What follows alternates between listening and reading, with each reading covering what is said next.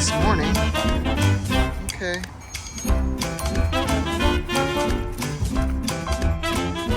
Oh God. Please don't let it be a body. Well, hello, hello. It's turned out to be a beautiful day. The sun finally decided to come out. It's in the upper 50s, but it's the first day that has felt like a spring day. And you know, we're only a few days away from the official start of spring. So hopefully this is a good sign that the rainy days and the cold days are gonna take a hike and go somewhere else for a little while, at least. So here's a spot that you don't really hear people talk about. This is the Church of the Good Shepherd, located in Uptown Manhattan. There is a memorial for the victims of 9/11, and you'll see it's a large cross, but the cross is actually a section from the World Trade Center.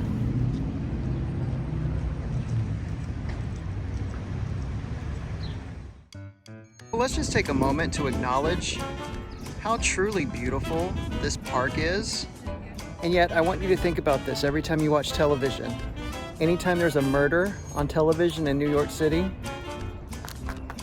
it's in my neighborhood. The reason why we have so many film shoots in this neighborhood is because it's one of the few that still looks like old school New York. But even in this neighborhood, you can see, you know, new construction is starting to go up.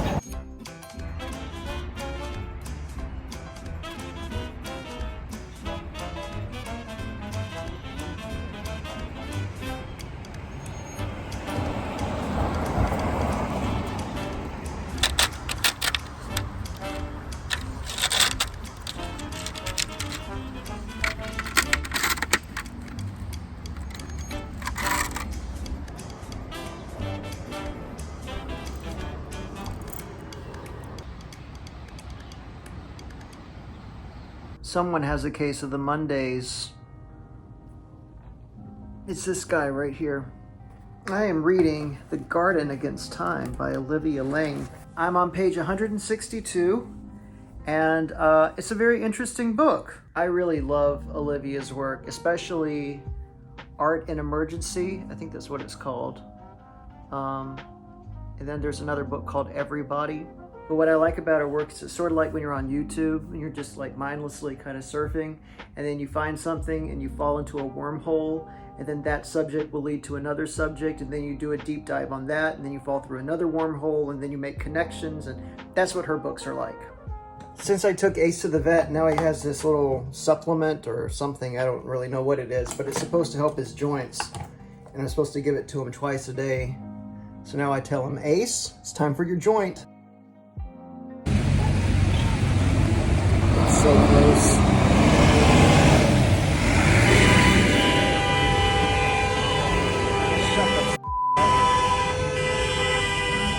Another rainy day. This sucks. Hey everyone. Happy Tuesday. Well, Ace ain't too happy. He's got a toothache. I gave him some pain meds, which is why he looks like he's tripping. Poor little guy. I feel so bad for him. It's that time again. I got tagged in a brand new tag that was created by Please Read Your Book. It's called the Time and Place tag, and it's a pretty interesting one. Having a tough time thinking about books that are set in the places that I would like to visit and a place that I admire. I always wanted to visit Iceland. And I've only read one book that was set in Iceland, but I didn't like it, so I don't really want to promote it. For a country I admire, is that it? What's the prompt? Yes, a foreign country that you admire. Jeez. Switzerland seems to have their act together. I think I'm going to go with Switzerland. Oh yeah, yesterday I finished The Garden Against Time, and I started Against Flowers by Jamaica Kincaid. I'm on page 16. They're preparing for the trip, but already there were two kind of weird things that happened in the book, and I actually had to reread this sentence a couple of times because I was like, Is she saying what I think she's saying? She says, I experienced many difficulties in this adventure, but they were of a luxurious kind. I did not like and could not even bring myself to understand my host's relationship to food. I feel that the place in which it is taken in, eaten, be it in the kitchen or the dining room, must be far removed from the place, bathroom or outhouse, in which it comes out again in the form of that thing called excrement. That's a weird thing to say about someone. Like, basically, you don't eat where you That was weird. And then, later on page 11, she says, we landed safely, and I gave a man $40 American for carrying my suitcase from the baggage area to the taxi. Everyone was astonished by this amount of money, but I was so grateful to be myself, whatever that was, in one place that I would have paid many times that more, just to say, hi, I am me. We're getting to know each other. We're getting to know each other. I'm going to not make judgments quickly. I'm going to give it time. Not going to be hasty in my judgment. It takes time to get to know people, but that just rang a little weird.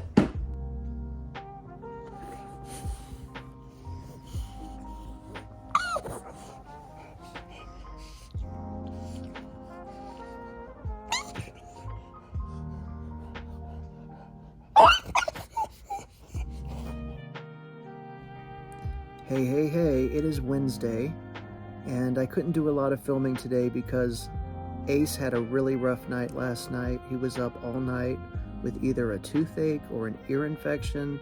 Something is just causing him so much pain. He was crying out like every 5 to 10 minutes. I don't think anyone in the entire building got sleep last night. So I made an appointment to take him in to the vet tomorrow, and he's just been resting, and I've been keeping him doped up as much as possible. And poor little baby boy, he's really going through it right now. It's another beautiful day here in New York City. Still reading Jamaica Kincaid's book, not loving it. Probably going to start Ninth Ward soon, just to have something that I'm somewhat interested in. Did you know that film, television, and digital content contribute $82 billion to the local economy? So the next time you see a shoot, know that their dollars are going into our local economy. The film business works in New York because the film business works for New York.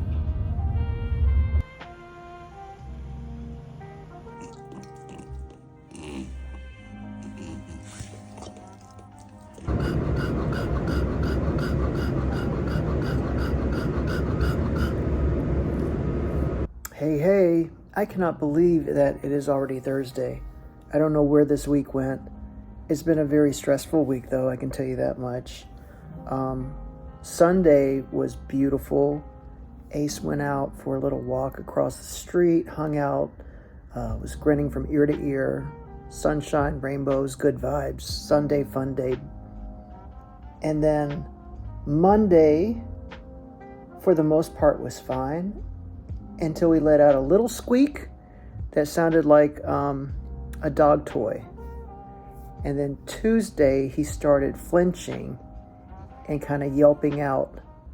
And during the night, starting at 1 a.m., he just started like screaming out in pain. Every 10 minutes, it was just, I don't think anyone in the entire building got any sleep.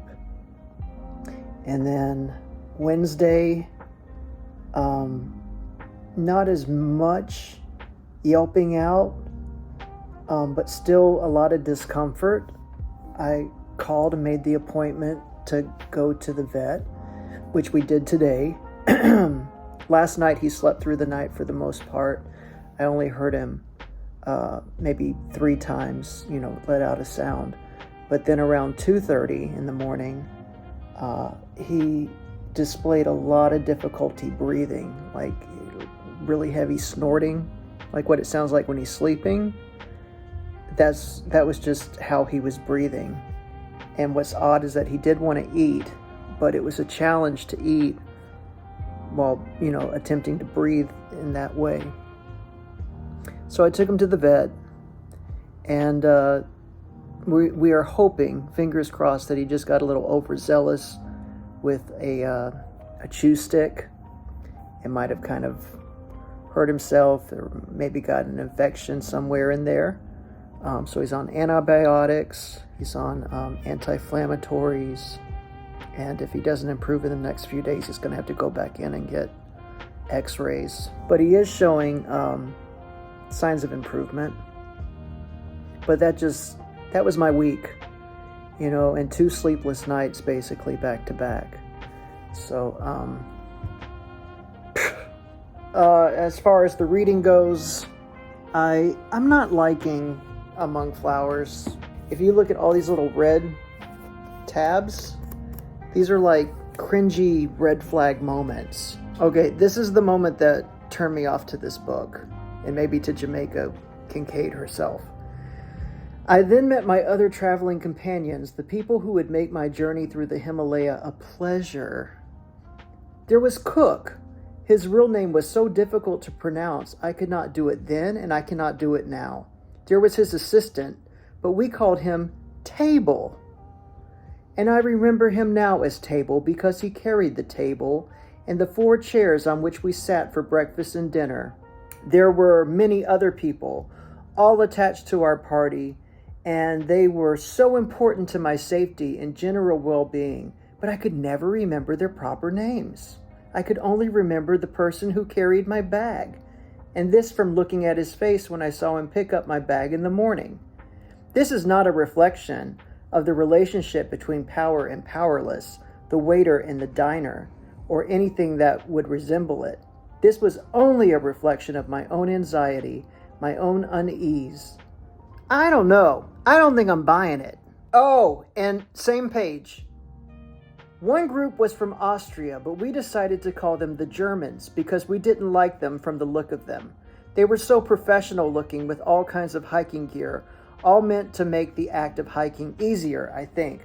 But we didn't like them. And Germans seem to be the one group of people left that cannot be liked just because you feel like it. So that's that book. And because I was enjoying that book so much, I decided to go ahead and start Ninth Ward today. I could stick it in my bag and read it on the way to and from the vet. And that's exactly what I did. This is the story of a girl whose mother died in childbirth. She doesn't know who her father is. She's being raised by someone called Mama Yaya, who's elderly. They're living in the Ninth Ward in New Orleans. And Mama Yaya has the gift of seeing ghosts and predicting the future. And she says that this girl, Lanisha, does as well. And she claims that she can see the ghost of her mother. And at the very beginning of the book, she's celebrating her birthday, but it sounds like she's celebrating it alone. She's estranged from the family. So that's as far as I've gotten into it. Not very far at all, but obviously I've been a little preoccupied this week. But that's everything that's happening on the reading front. Our main job right now is to get this boy feeling better. Right, Ace? Right. You gonna feel better? You gonna feel better? Oh, poor little guy.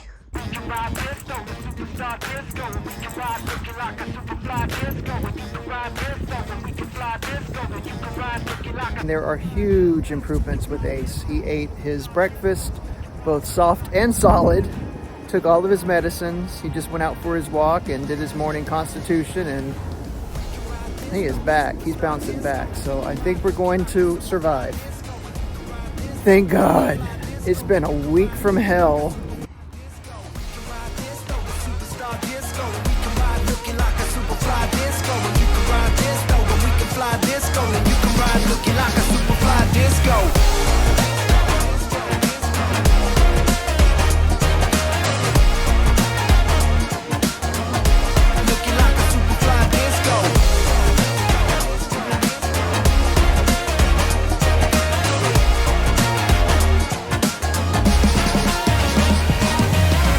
Hello. It is now Saturday, Ace woke up bright-eyed and bushy-tailed, ready for a walk. He took all of his meds. He ate all of his food.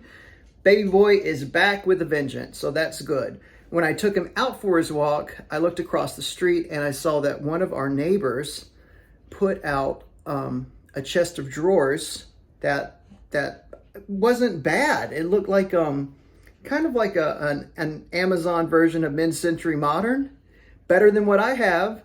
And so I went back to the apartment, dropped off Ace, ran downstairs to ask the super if I could borrow the dolly. They were kind enough to let me borrow it. And now I have a chest of drawers. Look at that.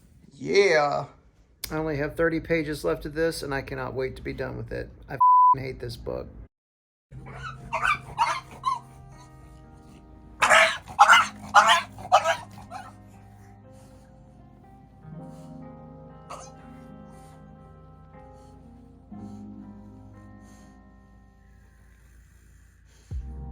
So that was our week. Not a lot of fun, huh, Ace? It feels rather slimy to ask you to feed the algorithm, so instead I'm going to ask you just to send us some positive vibes and hope that, that this little guy gets to feeling more like himself soon. Boop!